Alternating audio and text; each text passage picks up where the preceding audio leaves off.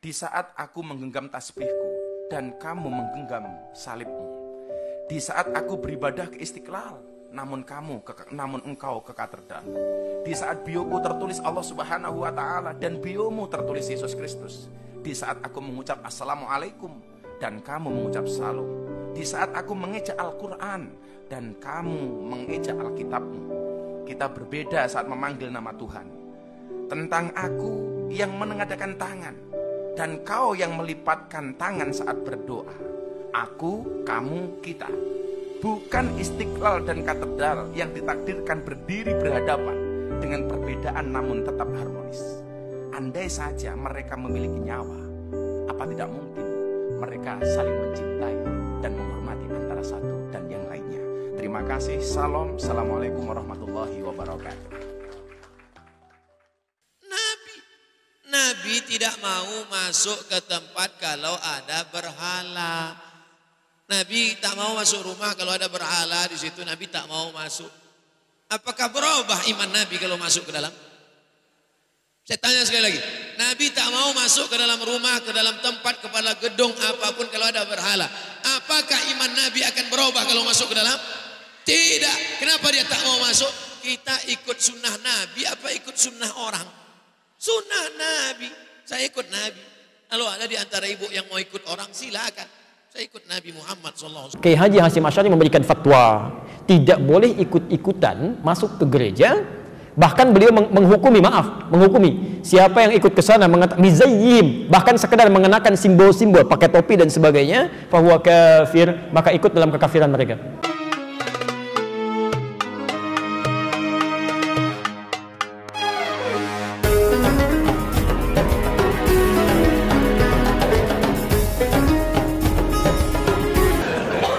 Haram hukumnya masuk ke rumah ibadah orang lain. Haram. Saya tak nonton film ini sampai habis. Baru menengok trailernya. Tapi di dalam itu yang bisa saya komentari, pertama masuk ke rumah ibadah. Karena Nabi tak mau masuk ke dalam tempat fihi surah wat tamathil. Kalau di dalam itu ada patung berhala. Maka dalam Islam mazhab Syafi'i mengharamkan masuk ke dalam rumah ibadah di dalamnya ada berhala. Mazhab Syafi'i. Kita pakai mazhab apa? Mazhab Syafi'i. Dua. Tentang masalah laki-laki perempuan berdua-duaan tak mahram. Anak-anak. La yakhluwanna rajulun ma'amra'atin illa ma'adhi mahramin. Oleh sebab itu maka kita jaga anak cucu kita dari perbuatan-perbuatan maksiat. Bahwa ada misi-misi sesuatu di balik ini semua, wallahu a'lam bishawab. Kita akan diminta tanggung jawab di hadapan Allah Subhanahu wa taala. Islam tak perlu diajari bagaimana berinteraksi sosial dengan saudara kita non muslim. Karena kita sudah lama bertetangga, apalagi orang Tanjung Pinang. Seandainya orang Tanjung Pinang ini ekstrim, tak akan ada orang Tionghoa di Tanjung Pinang ini, betul? Kita semuanya bisa menerima, siapapun yang datang semua bertetangga, berkawan, bersahabat. Tapi kalau sudah dalam masalah ibadah, ritual, tak ada tawar menawar. Wala ana abidum ma'abatum wala antum abiduna ma'abud lakum dinukum. Ini sekarang banyak yang tak bisa membedakan kebablasan, tak bisa membedakan mana toleransi, mana tolerasin. Harus bisa dibedakan. Jangan karena toleransi mengorbankan keyakinan akidah anak-anak kita, nauzubillah. Dan orang-orang yang pernah di pesantren pun ketika menonton itu, ini bukan anak pesantren. Anak pesantren tak begitu. Yang mengatakan gereja, pura, candi, kuburan, bahkan diskotik tak akan mengubah akidah kita selama iman kita kuat. Ini kata siapa? Kata manusia. Saya ikut kata Nabi Muhammad sallallahu alaihi wasallam. Yang diikut ini manusia biasa apa Nabi? Nabi tidak mau masuk ke tempat kalau ada berhala. Nabi tak mau masuk rumah kalau ada berhala di situ. Nabi tak mau masuk. Apakah berubah iman Nabi kalau masuk ke dalam? Saya tanya sekali lagi. Nabi tak mau masuk ke dalam rumah, ke dalam tempat, kepala gedung apapun kalau ada berhala. Apakah iman Nabi akan berubah kalau masuk ke dalam? Tidak. Kenapa dia tak mau masuk? kita ikut sunnah Nabi apa ikut sunnah orang? Sunnah Nabi. Saya ikut Nabi. Kalau ada di antara ibu yang mau ikut orang, silakan. Saya ikut Nabi Muhammad SAW. Marah Ustaz? Enggak, memang gitu setelannya. Ya, kita toleransi aja, nggak apa-apa. Kamu ibadah di sini, saya di sini. Kamu kamar sini, saya kamar sini. Tapi ketika berdoa di sini mengingkari, ya, yang itu nggak benar, ini yang benar. Ini mengatakan itu nggak benar, ini yang benar.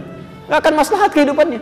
Ya. Makanya kata Buya Hamka dulu, kata Buya Hamka, sesungguhnya orang-orang, maaf, yang terjebak dengan kemunafikan tingkat tinggi, yaitu orang yang hadir pada ibadah agama umat lain. Itu hipokrit paling tinggi kata beliau. Karena dia datang pada satu acara, hatinya mengingkari. Kok bisa hati orang mengingkari datang pada satu tempat yang ada? Ya. Anda diundang ke satu tempat, tapi Anda nggak suka dengan acaranya, segalanya Anda ingkari itu, tapi Anda hadir di situ, kan aneh itu. Ya. Itu paling aneh. Ya. Makanya pendiri Nahdlatul Ulama, Kiai Haji Muhammad Hashim Asy'ari, itu pernah menulis kitab. Beliau punya 19 kitab. 19 kitab. Dari 19 kitab ini, kitab keduanya namanya judulnya Risalah Ahlus Sunnah wal Jamaah. Halaman ke-14, paragraf yang pertama, baris 1 sampai dengan 4. Posisi paling kanan sebelah atas. Di kitab ini, itu disebutkan Pak Ibu sekalian. Kalau Anda lihat di halaman ke-9 ya, itu judulnya tentang Faslun Awwalu Dhuhuril Bid'ah fi Ardi Jawa. Pasal yang menerangkan tentang awal munculnya bid'ah di tanah Jawa. Bid'ah yang dimaksudkan bukan bid'ah fikih, bukan, tapi akidah. Jadi aliran sesat. Ya, aliran sesat. Kata beliau, wantisyaruha fi ardi Jawa wal mubtadi'ina fiha, dan penyebarannya di tanah Jawa, di pelosok Jawa, dan orang-orangnya, tokoh-tokohnya. Itu begitu menyebutkan kalimat pertama, kata beliau, adalah penduduk Jawa itu seluruhnya. Seluruhnya itu ahlu sunnah wal jamaah. Ahlu sunnah wal jamaah. Tapi tibalah kemudian di tahun 1330 Hijrah. Alfun wa thalathimi'atin wa thalathina hijriyatan. Tiba-tiba entah dari mana masuk paham-paham ke Jawa, merubah keadaan-keadaan ahlu sunnah itu. Bahkan ada penyimpangan-penyimpangan. Ya. Halaman 10-nya paragraf kedua baris 1 sampai 3, posisi paling kanan sebelah bawah. Di antara aliran menyimpang itu, ini bukan kalimat saya, tapi saya bacakan kembali dari kalimat kitabnya. Wa minhum rafidhiyuna. Di antara aliran menyimpang itu yang bid'ah itu ada aliran Rafidah. Rafidah itu nama lain dari Syiah. Ya, disebut Rafidah dari kata rafadha, artinya menolak. Karena Syiah itu menolak kekhalifahan Abu Bakar, Umar, Uthman. Ya, mereka katakan Ali yang berhak. Itu disebut oleh Syekh Hasim yang mendirikan Nahdlatul Ulama tanggal 31 Januari 1926. Itu aliran menyimpang. Dulu nggak ada Syiah. Tiba-tiba muncul kata beliau. Ya sebuna Sayyidina Abu Bakr wa Umar radhiyallahu taala anhuma. Ya, mereka seringkali mencela ya kekhalifahan Abu Bakar dan Umar, semoga Allah meridhai kepada keduanya. Wa yubalighuna Ali bin Abi Thalib wa ahli baitihi. Ya, dan terlalu mengkultuskan Ali dan ahli baitnya. Kita harus menghormati, ya, menghormati, menyayangi ahli bait dan sebagainya, tapi tidak kemudian menjelek-jelekan sahabat yang lain. Ya. Tapi yang menarik di halaman 14, Masya Allah, Anda bisa pastikan, kata beliau, bahkan ditemukan ada orang-orang ya, yang ikut-ikutan ilal kanais, maaf ya, ke gereja. Kanais itu jamak dari kanisah, ke gereja. Jadi tahun 1330 itu sudah ada yang ikut-ikutan. Ya. Kan Portugis pertama kali yang membawa, Portugal yang pertama kali membawa agama Kristen Katolik ke kita, ya, ke Nusantara tahun 1511 lewat Selat Malaka. Ya. Dia masuk ke wilayah timur membawa 3 misi, gold, glory, and gospel. Ya. Gold, dia mencari rempah-rempah, ya, emas, dulu disebut dengan emas hijau. Emas hijau. Jadi ada teh, ada kopi. Ya, nanti dikemas kemudian oleh Belanda di kemudian hari, dia coba tanam kopi di wilayah yang sekarang disebut dengan Pondok Kopi. Tapi dia gagal. Ya, lalu dia pindah ke daerah ke Pariangan, ya, Periangan, ke daerah Bandung ke sana, dekat sedikit ke Malabar, berhasil di situ sampai ekspor pertamanya itu nomor 2 setelah Yaman. Ya, Yaman punya Arabica saat itu. Kemudian ekspor keduanya sama dengan Yaman, ekspor ketiganya melebihi Yaman. Sampai dia bikin pemancar di situ, disambungkan kemudian ke Paris, ditembuskan ke Belanda. Maka dikenal dengan Paris van Java, Bandung pada saat itu. Nyambung, ya. Makanya kalau Anda ke Belanda atau ke Eropa mengatakan I want a cup of Java, I want a cup of Java, itu minta kopi. Blender kopi sampai sekarang ada, ya. Sebagian kemudian diambil dari Pagar Alam yang Palembang di sana, ya. Makanya Anda akan temukan, dan biasanya itu kopinya Robusta, daerah-daerah sana, diambil dari sana, ya. Itu saya baca. Ini di kakak kami waktu ke Leiden itu tadi tentang kopi, kita diskusi, bawa, ya, sampaikan. Nah, itu poin-poin yang hadir ke kita. Saya sambungkan dulu. Kenapa nyampe ke kopi? Jadi Portugal bawa itu gold, glory, dia mencari ekspansi penjajahan, gospel, dia bawa kepercayaan dia, Injil. Ya. Dia datang kemudian dia sebarkan. Apa yang pertama dilakukan itu bangun tempat ibadah. Dalam bahasa Latin, bahasa Portugis disebut dengan igreja namanya. Igreja. Lisan orang kita kan kadang suka menyingkat ya, merubah berdasarkan perjalanan waktu. Igreja menjadi gereja. Di gereja itu bukan bahasa Indonesia. Dari bahasa Latin asalnya igreja. Bagaimana cara ibadahnya? Pertama mereka datang ke situ itu 2 hari setelah orang Islam ibadah. Di orang Islam umumnya hari Jumat mereka ke masjid. 2 hari setelah itu mereka berangkat ke igreja. Ya. Nah, cara menyembah orang-orang Katolik nih sampai sekarang itu nggak langsung menyembah Tuhannya lewat perantara. Jadi kalau mau ditebus dosanya datang kepada Bapa, gitu kan, minta pengakuan dosa dan sebagainya. Disebut dengan Santo. Pada saat itu yang disembah Santo Domingo. Jadi ketika berangkat ditanya mau kemana mereka, nyembah Santo Domingo ke igreja. Santo Domingo. Lisan orang kita senang menyingkat. Santo Domingo menjadi Minggu sampai hari ini. Tidak pakai o. Itu disingkat jadi Minggu. Minggu itu nggak ada Pak, Bu, nggak ada. Itu bukan bahasa Indonesia asli, bukan. Ya, dulu Ahad, semua mengatakan Ahad. Ya, Santo Domingo disingkat jadi Minggu. Orang kita kan senang menyingkat, bahkan kadang jauh ya. Saya kalau sejak di Timur Tengah olahraga, misal kita main bola, itu kalau ada Abdurrahman, orang Arab panggil Abdurrahman, ta'alina wazzi'. Abdurrahman sini oper bagi. Orang kita enggak. Man oper. Ali li dia di. Domingo, minggu. Hadirlah sampai hari ini. Di masa tahun 1330 Hijrah berkembang itu, Kiai Haji Hasyim Asy'ari memberikan fatwa, tidak boleh ikut-ikutan masuk ke gereja. Bahkan beliau menghukumi siapa yang ikut ke sana mizayyim, bahkan sekedar mengenakan simbol-simbol, pakai topi dan sebagainya, fahuwa kafir, maka ikut dalam kekafiran mereka. Man tasyabbaha biqaumin fahuwa minhum. Itu keluar fatwa. Ya. Hati-hati Bapak Ibu sekalian, hati-hati ya, ini tidak mudah. Nah, yang jadi persoalan sekarang, kok bisa sekarang semakin berkembang? Ya. Saya nggak bisa memahami itu, mohon maaf, saya tidak bisa memahami sampai hari ini. Kok bisa adzan berkumandang di tempat ibadah orang lain? Buka puasa di tempat ibadah orang lain, ngapain? Pantasan orang-orang singgah di masjid habis dibawa ke tempat ibadah agama lain. Kan selawatan di tempat ibadah agama lain, kan kacau situasi seperti itu. Ya. Itu nggak tepat ya, itu tidak tepat. Turunlah kemudian ayat ya, Quran surah kedua ayat 208 itu. Ya ayyuhalladzina amanu dukhulu fis-silmi kafah.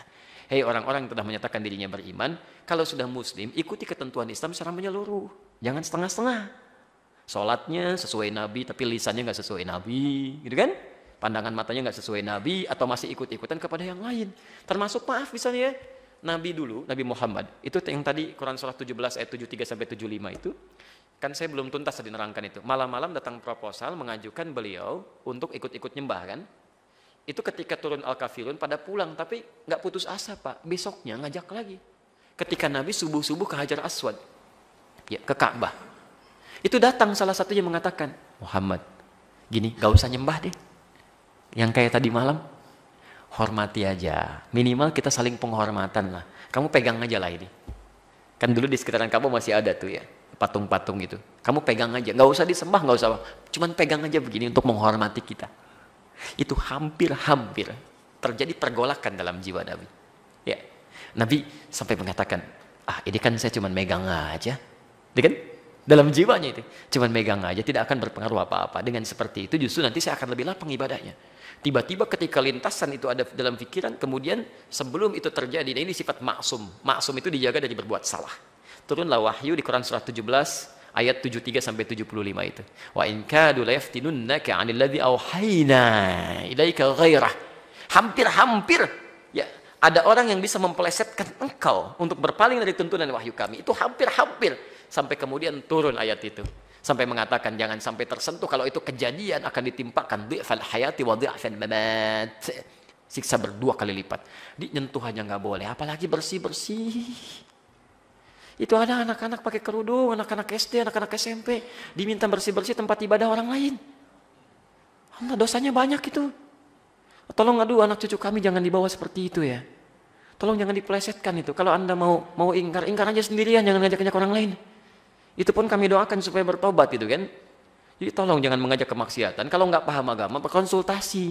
Jangan mengajak orang lain melakukan kesalahan yang fatal.